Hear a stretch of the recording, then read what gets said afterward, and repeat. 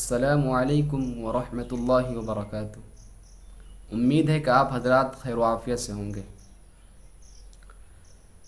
اسلام میں مال خرچ کرنا کیوں ضروری ہے؟ زکوٰۃ کا ادا کرنا کیوں ضروری ہے؟ اور جو حضرات مال خرچ کرتے ہیں ان کے لیے کیا فائدے ہیں؟ اور جہاں مال خرچ ہوتا ہے وہاں کیا ماحول پیدا ہوتا ہے؟ انہی تمام باتوں کو ہم اس ویڈیو میں آج جاننے کی کوشش کریں گے۔ سب سے پہلے یہ جانیے کہ مال کس کا ہے۔ اللہ رب العزت نے سورہ بقرہ کی آیت نمبر 3 میں ارشاد فرمایا ہے، الذین یؤمنون بالغیب ویقیمون الصلاۃ ومما رزقناہم ینفقون۔ یہاں پر ایک ایمان والے کی اور ایک متقی شخص کی خوبی بیان کی جا رہی ہے کہ ایک ایمان والا اور ایک متقی شخص وہ ہے الذین یؤمنون بالغیب، جو غیب کی باتوں پر ایمان لاتا ہے۔ غیب کی باتوں پر ایمان لانے کا مطلب یہ ہے اور اس کا خلاصہ یہ ہے کہ ہم نے اللہ تعالیٰ کو نہیں دیکھا ہے، لیکن ہم لوگوں کا ایمان اور عقیدہ ہے کہ ہم اس بات کو مانتے ہیں کہ اللہ تعالیٰ نے اس دنیا کو بنایا ہے، وہی اس دنیا کا خالق اور مالک ہے۔ ہم نے حضور اکرم صلی اللہ علیہ وسلم کو نہیں دیکھا، لیکن ہمارا ایمان اور عقیدہ ہے کہ اسلام کے بانی حضرت محمد صلی اللہ علیہ وسلم ہیں۔ ہم نے قرآن کو نازل ہوتے ہوئے نہیں دیکھا، لیکن ہمارا ایمان اور عقیدہ ہے کہ یہ قرآن جو ہے اللہ تعالیٰ کی کتاب ہے جو حضور اکرم صلی اللہ علیہ وسلم پر نازل ہوئی ہے۔ اس میں جو بھی احکام فرمائے گئے ہیں ہر ایک احکام سچا اور صادق ہے۔ ہم نے فرشتوں کو نہیں دیکھا ہے، لیکن ہمارا ایمان اور عقیدہ ہے کہ اللہ رب العزت نے فرشتوں کو نور سے پیدا فرمایا ہے۔ ہم نے جنات کو نہیں دیکھا ہے، لیکن ہمارا ایمان اور عقیدہ ہے کہ اللہ رب العزت نے جنات کو آگ سے پیدا فرمایا ہے۔ ہم نے جنت اور جہنم نہیں دیکھا، لیکن ہمارا ایمان اور عقیدہ ہے کہ اللہ رب العزت نے جنت کو آرام کی چیز بنائی ہے اور جہنم کو عذاب اور تکلیف کے لیے بنائی ہے۔ یہ غیب پر ایمان لانے کا مطلب ہے۔ الذین یؤمنون بالغیب ویقیمون الصلاۃ، اور نماز قائم کرتے ہیں، ومما رزقناہم ینفقون، اور ان میں سے خرچ کرتے ہیں جو ہم نے ان کو عطا کیا ہے۔ اگر اس پر غور کیجیے، آپ سمجھیے اس بات کو، ومما رزقناہم ینفقون، اور ان میں سے خرچ کرتے ہیں جو ہم نے ان کو عطا کیا ہے۔ یہاں پر اللہ تعالیٰ یہ ثابت کر رہے ہیں کہ یہ جو مال جو تمہارے پاس ہے یہ مال تمہارا نہیں بلکہ ہم نے تمہیں دیا ہے۔ آپ اس کو اچھی طریقے سے سمجھیے کہ مال اللہ تعالیٰ نے ہمیں کس طور پر دیا ہے کہ انسان کی جسم میں توانائی اور طاقت کو دینے والی ذات اللہ رب العزت ہے۔ ہماری زبان کو بولنے کی صلاحیت، آنکھ کو دیکھنے کی صلاحیت اور کان کو سننے کی صلاحیت کس نے دی ہے؟ اللہ رب العزت نے دی ہے۔ اور دل و دماغ کو سمجھنے کی صلاحیت اللہ رب العزت نے دی ہے۔ اور ہاتھ پیر کو حرکت میں لانے کی طاقت کس نے دی ہے؟ اللہ رب العزت نے دی ہے۔ گویا کہ ہر ایک چیز جو ہمارے جسم میں ہے، ہر ایک چیز کو پیدا کرنے والے، ہر ایک چیز کو تخلیق کرنے والے اللہ رب العزت ہے۔ اور دنیا میں جتنی بھی چیزیں ہم لوگوں کے سامنے ہیں وہ اللہ تعالیٰ نے کسی نہ کسی چیز کے ذریعے یا پھر کسی مخلوق کے ذریعے وہ چیز وجود میں لائی ہے۔ گویا کہ ہم اللہ تعالیٰ کی چیز استعمال کرتے ہیں، اللہ تعالیٰ ہی کی بنائی ہوئی مخلوق کے ذریعے ہم وہ چیز اپنے کام میں لاتے ہیں۔ تو یہ بات سمجھ میں آ رہی ہوگی انشاءاللہ کہ ہر ایک چیز کا پیدا کرنے والا، ہر ایک چیز کو وجود میں لانے والا، ہر ایک چیز کو عطا کرنے والا اللہ رب العزت ہے۔ ہم نے اس بات کو جانا اور سمجھا کہ اللہ رب العزت نے ہم لوگوں کو مال عطا کیا ہے۔ اب آگے چلیے اور غور سے سنیے اور سمجھیے کہ اللہ رب العزت نے سورہ بقرہ کی آیت نمبر 43 میں ارشاد فرمایا ہے، وَأَقِيمُوا الصَّلَاةَ وَآتُوا الزَّكَاةَ، نماز قائم کرو اور زکوٰۃ ادا کرو۔ اسلام کے 5 بنیادی رکن ہیں جو نہایت ہی عظیم ہیں۔ یعنی کہ اسلام میں جتنے بھی احکام نازل ہوئے ہیں، جتنے بھی کام کرنے کو کہا گیا اسلام میں، ان تمام چیزوں میں 5 چیزیں زیادہ ہائی لائٹ ہیں اور زیادہ مضبوط ہیں۔ وہ 5 چیزیں کیا ہیں؟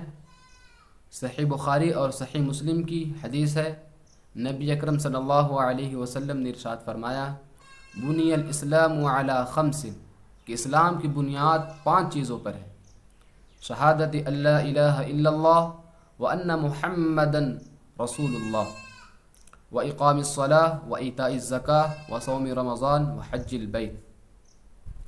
ایک کلمہ توحید لا الہ الا اللہ محمد رسول اللہ، دوسرا وإقام الصلاۃ نماز قائم کرنا، اور تیسرا وإیتاء الزکاۃ زکوٰۃ ادا کرنا، اور چوتھا وصوم رمضان رمضان کے مہینے کا روزہ رکھنا، اور پانچواں وحج البیت بیت اللہ شریف کا طواف کرنا۔ یہ 5 چیزیں اسلام کے بہت ہی عظیم رکن ہیں۔ انہی 5 عظیم رکن میں سے ایک زکوٰۃ کا ادا کرنا ہے۔ آگے چلیے اس کی اہمیت کو جاننے کے لیے کہ اللہ رب العزت نے سورہ توبہ کی آیت نمبر 103 میں ارشاد فرمایا ہے خذ من اموالہم صدقۃ تطہرہم وتزکیہم بہا۔ اے نبی صلی اللہ علیہ وسلم، ان لوگوں کے مال میں سے زکوٰۃ وصول کیجیے جن کے ذریعے آپ ان کو پاک کریں اور ان کا تزکیہ کریں۔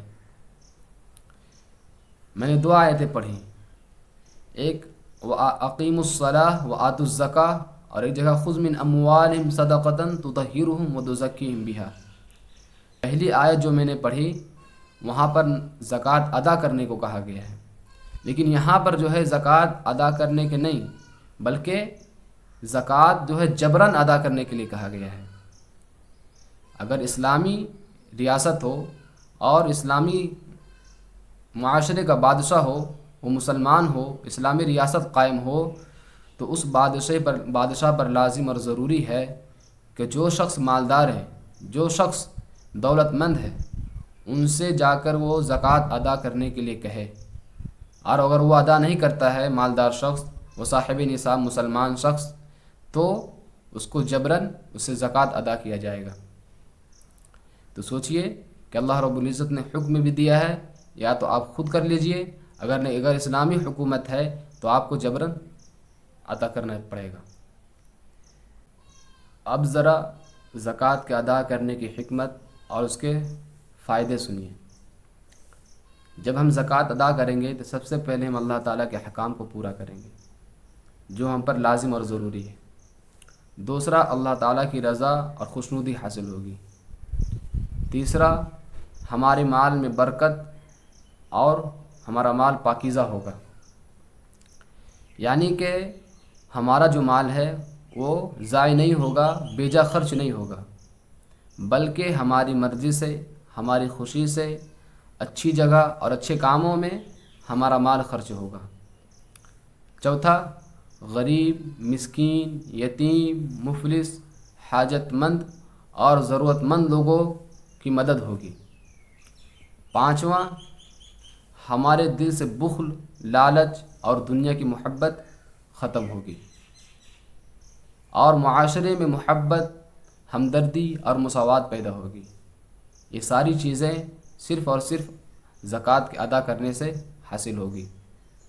جب ایک انسان مال خرچ کرنے کے لیے تیار ہوتا ہے، جب معاشرے کے لوگ مال خرچ کرنے کے لیے تیار ہوتے ہیں، تو اس معاشرے میں غربت کم ہوتی ہے، اس معاشرے میں ایک دوسرے کا خیال کیا جاتا ہے، اس معاشرے میں ہر ایک شخص ایک دوسرے کا ہمدرد و غم گسار بن جاتا ہے، اس معاشرے میں ایک سکونت اور اطمینان پھیل جاتی ہے۔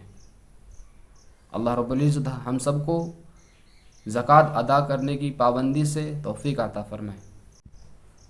جب ہم اللہ تعالیٰ کے احکام کو مان کر کے اور اللہ تعالیٰ کے راستے میں مال کو خرچ کرتے ہیں، تو اللہ رب العزت ارشاد فرماتے ہیں سورہ سبا کی آیت نمبر 39 میں ما انفقتم من شیء فهو یخلفہ وهو خیر الرازقین، کہ جو کچھ تم خرچ کرتے ہو اللہ تعالیٰ اس کی تلافی کرتا ہے اور وہ بہترین رزق دینے والا ہے۔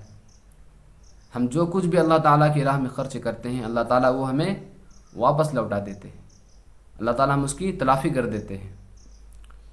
اسی بات کو سمجھانے کے لیے سورہ بقرہ کی آیت نمبر 261 میں اللہ رب العزت ارشاد فرماتا ہے وَمَثَلُ الَّذِينَ يُنْفِقُونَ أَمْوَالَهُمْ فِي سَبِيلِ اللَّهِ ان لوگوں کی مثال جو اللہ تعالیٰ کی راہ میں اپنے مال کو خرچ کرتے ہیں، کمثل حبۃ انبتت سبع سنابل فی کل سنبلۃ مئۃ حبہ واللہ یضاعف لمن یشاء واللہ واسع علیم، اس ایک دانے کی طرح ہے گویا کہ اس ایک دانے نے 7 بالیاں اگائی ہوں اور ہر بالی میں 100 دانے آئے ہوں۔